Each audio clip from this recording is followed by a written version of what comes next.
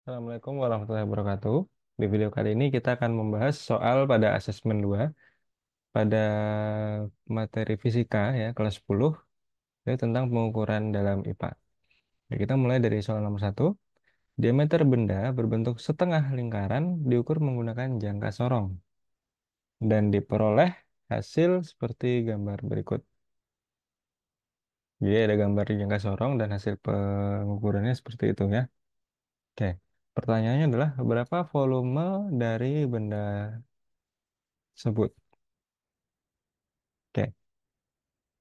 Berarti kita harus mengukur dulu nih diameter yang terbaca dalam jangka sorong ini. Oke, yang pertama kita lihat dulu skala yang di atas, yaitu adalah skala utama. Nah, skala utama ini yang kita lihat adalah bagian yang paling dekat dengan skala 0 yang ada di skala bawah.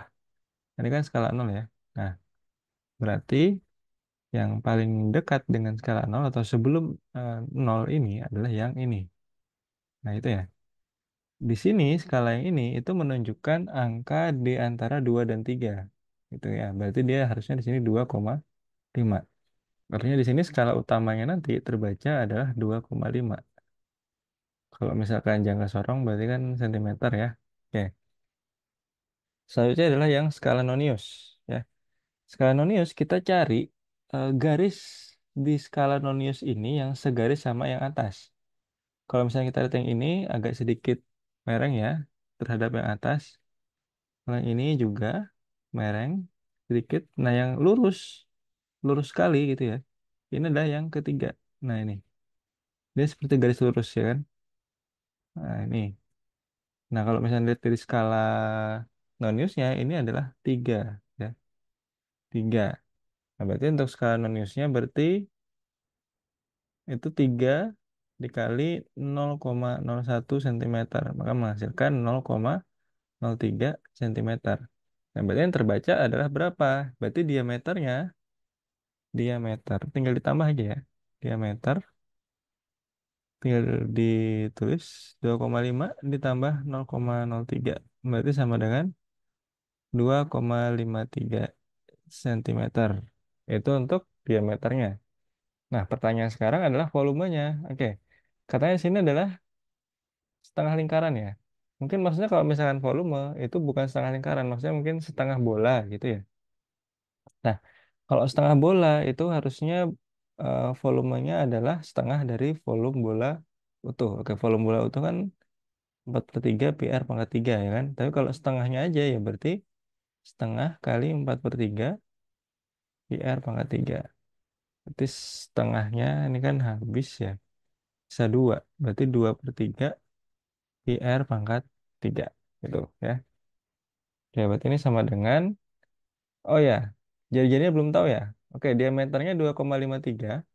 Berarti kalau misalnya ditanya jari-jari, berarti setengah dari diameternya. Berarti setengah dari 2,53. Itu berapa?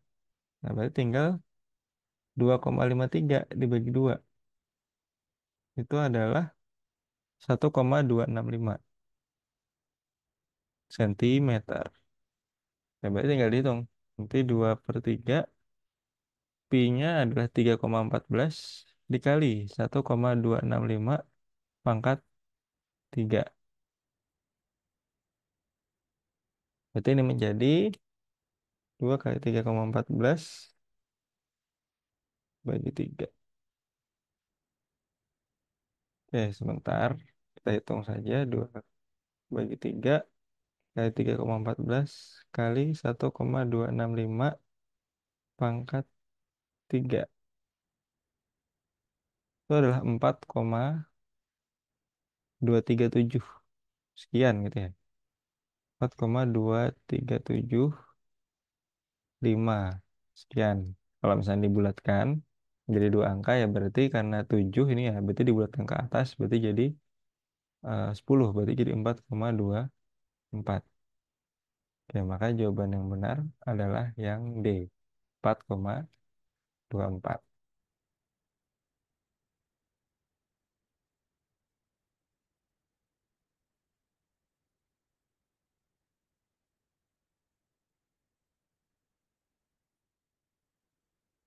Kita lanjut ke soal nomor 2. Perhatikan pengukuran diameter koin berikut.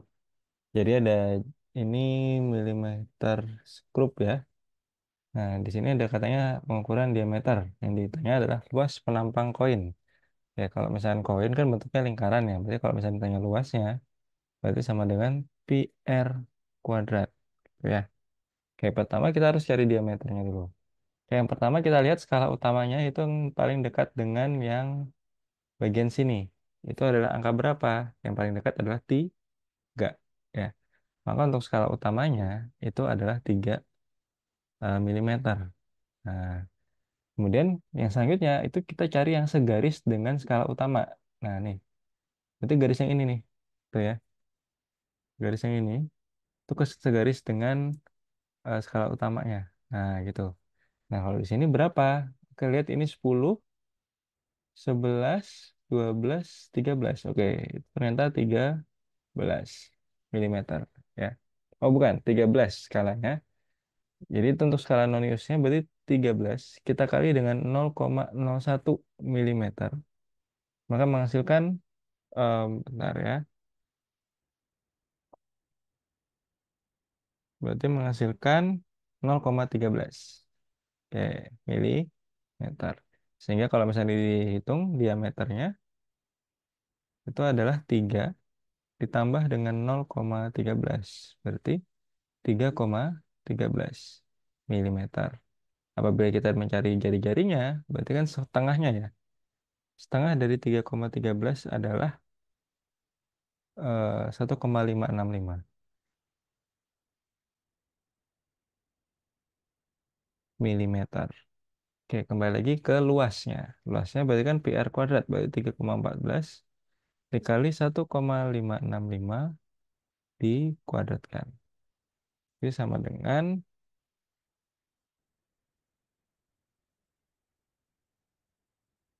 7,69 ya. 7,6905 sekian sekian sekian sekian. Atau dibulatkan dua angka berarti kan jadi 7,69. Untuk satuannya berarti milimeter kuadrat. Maka jawaban yang benar adalah yang D.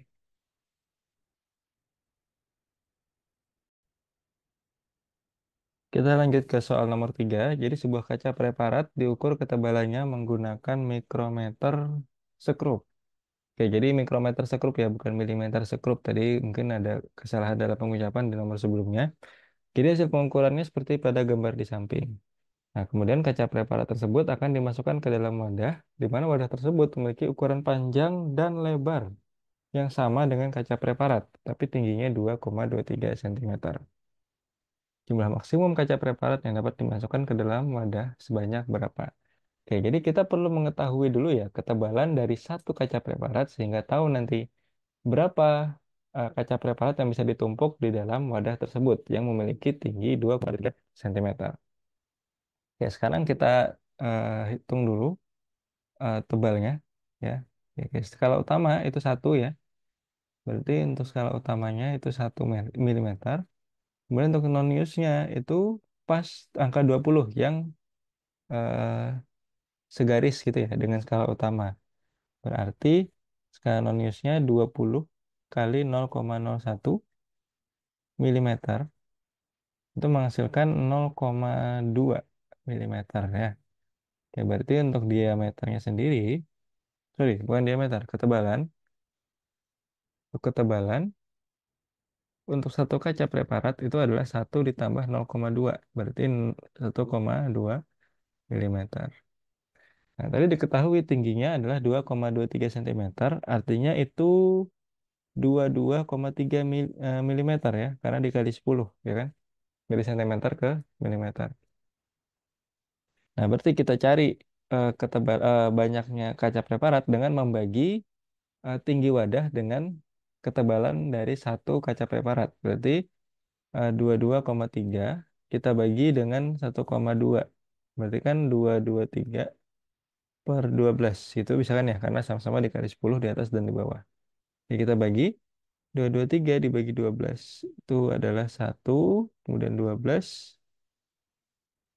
Ini menjadi 0, 1. Oke, 103. Berarti 8 ya. Ini 96. Kemudian 13 bagi 6, 7. Oke, 70. Berarti ini 5 ya. Oke, 5 kali 12, 60, 10. Oke, jadi 18,5 sekian, sekian, sekian. Oke, karena kalau misalkan jumlah kaca berarti kan harus genap ya. Dan yang muat itu cuman 18,5, tidak sampai 19 ya. Otomatis maksimum kaca yang bisa dimasukkan itu hanya 18 saja ya. Kenapa nggak 19? Karena kalau misalnya 19 ya berarti harus pas nih 19 ukurannya atau 19 atau lebih dari 19 misalnya 19,2 gitu. Atau gitu ya 19,2. Nah, sedangkan ini 18,5 aja. Mau diletakkan 19 ya kurang nggak cukup ya.